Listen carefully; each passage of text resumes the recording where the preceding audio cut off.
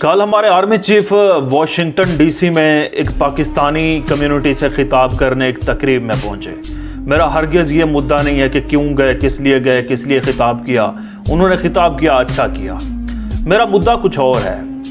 वो ये है कि वहाँ पर एक शख्स मौजूद था जिसका नाम था साजिद तारड़। आप लोगों ने इसे कई बार देखा होगा।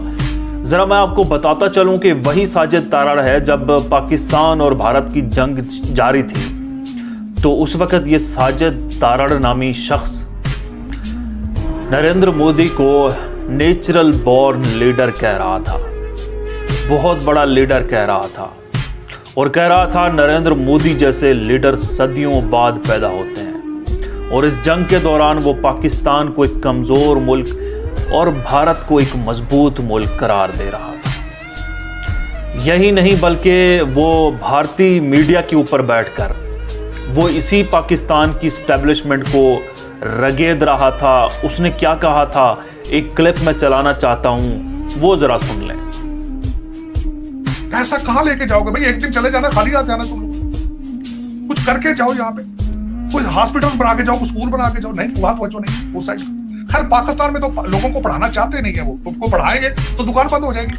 पाकिस्तान की एस्टेब्लिशमेंट जो है वो जानबूझकर बच्चों को तालीम नहीं दिलवाना चाहती, पाकिस्तान के बच्चों को, क्योंकि अगर बच्चे तालीम हासिल कर गए तो उनको सब मालूम पड़ जाएगा।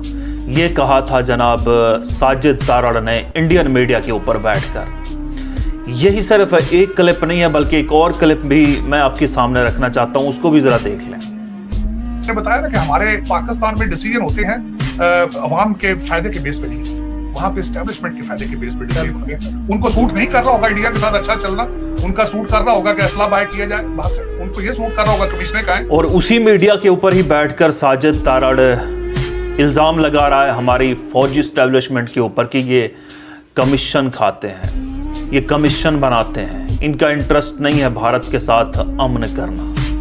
ये सिर्फ एक मिसाल नहीं है। अगर आप साजिद तारड़ को इंडियन मीडिया के ऊपर सर्च करेंगे तो इसके कई ऐसे चीज़ें मिल जाएंगी जो ये पाकिस्तान के ऊपर इल्ज़ाम लगा रहा है और भारत को मजबूत या उसकी फेवर कर रहा है।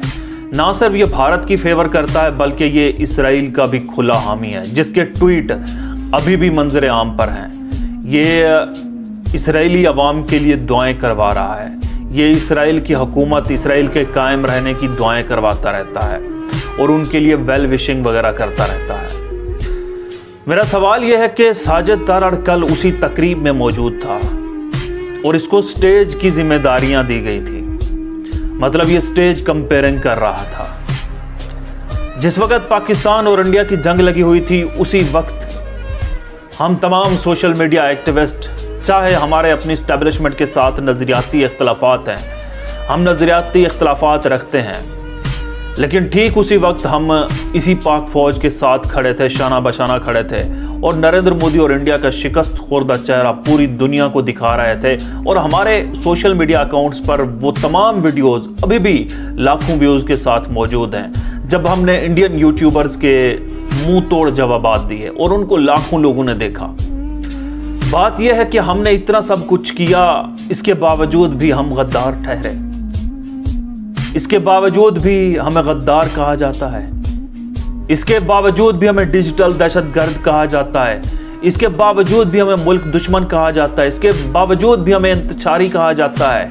और जो इंसान आपको करप्ट कहे, जो इंसान आपको कहे कि ये कमीशन खाते हैं, जो आपको कहे कि ये बच्चों को, पाकिस्तानी अवाम को तालीम हासिल नहीं करने देते हैं, जो जंग के दौरान मोदी को बड़ा लीडर करार दे दे, जो भारत को बड़ा मुल्क करार दे दे, ताकतवर मुल्क करार दे, जंग के दौरान पाकिस्तान को कमज़ोर मुल्क करार दे दे, आप उसको स्टेज पर ले आते हैं, आप उससे स्टेज कंपेयरिंग करवाते हैं, आप उसको मुहिब वतन बना देते हैं।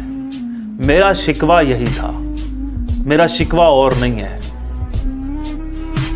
यही चीज़ें हैं जो पाकिस्तानी अवाम का दिल दुखाती हैं, यही वो आपके रवैये हैं जो अवाम को सोचने के ऊपर मजबूर करते हैं कि जो पाकिस्तान के लिए बोलते हैं, पाकिस्तान के आइन और कानून के लिए बोलते हैं, वो तो गद्दार ठहरते हैं, वो तो मुल्क दुश्मन ठहरते हैं। और जो آپ کو برا بھلا کہتے ہیں, جو ملک کو برا بھلا کہتے ہیں, جو دشمن ملک کو اچھا کہتے ہیں, جو اسرائیل کے حامی ہوتے ہیں, وہ آپ کو اچھے لگتے ہیں, وہ محب وطن ٹھہرتے ہیں. اور یہی آپ کا نظریہ سیاست میں بھی ہے کہ آپ کو چور اچھے لگتے ہیں, چوروں کو آپ اقتدار میں لے آتے ہیں اور ایماندار لیڈروں کو آپ جیلوں میں ڈالتے ہیں. ہمارے اختلافات یہیں تک ہیں. ہم کوئی غدار نہیں ہیں, ہم کوئی ملک دشمن نہیں ہیں, ہم کوئی انتشاری نہیں ہیں. بس اس رویے کو دیکھ کر دل دکھا کہ جو پاکستان کے خلاف بولتے ہیں, بڑا چڑھ کر بولتے ہیں, وہ تو آپ کے لیے سٹیج کی ذمہ داریاں سنبھالتے ہیں, اور جو پاکستان کے لیے بولتے ہیں, جو جنگ کے دوران بھارتی پروپیگنڈے کا سوشل میڈیا پر منہ توڑ جواب دیتے ہیں ہم لوگ, وہ اب بھی انتشاری ہیں. بہت شکریہ.